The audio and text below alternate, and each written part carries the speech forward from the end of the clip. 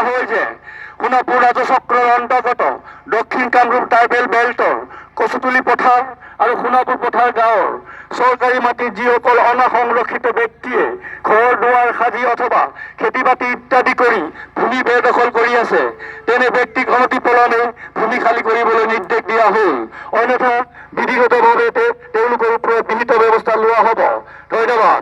এটি বিশেষ ঘোষণা ৰাইজ ইয়াৰ দ্বাৰা সমূহ ৰাইজক জনোৱা হয় যে সোণাপুৰ ৰাজচক্ৰৰ অন্তৰ্গত দক্ষিণ কামৰূপ ট্ৰাইবেল বেল্টৰ কচুতুলি পথাৰ আৰু সোণাপুৰ পথাৰ গাঁৱৰ চৰকাৰী মাটিত যিসকল অনাসংৰক্ষিত ব্যক্তিয়ে ঘৰ দুৱাৰ সাজি অথবা খেতি বাতি ইত্যাদি কৰি ভূমি বেদখল কৰি আছে তেনে ব্যক্তিক অনতিপলমে ভূমি খালী কৰিবলৈ নিৰ্দেশ দিয়া হ'ল। অন্যথা বিধিগতভাৱে তেওঁলোকৰ ওপৰত বিহিত ব্যৱস্থা লোৱা হ'ব।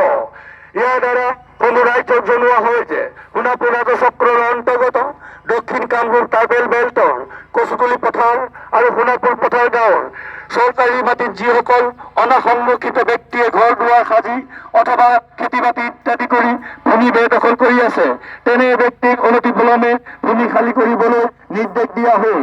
ধন্যবাদ।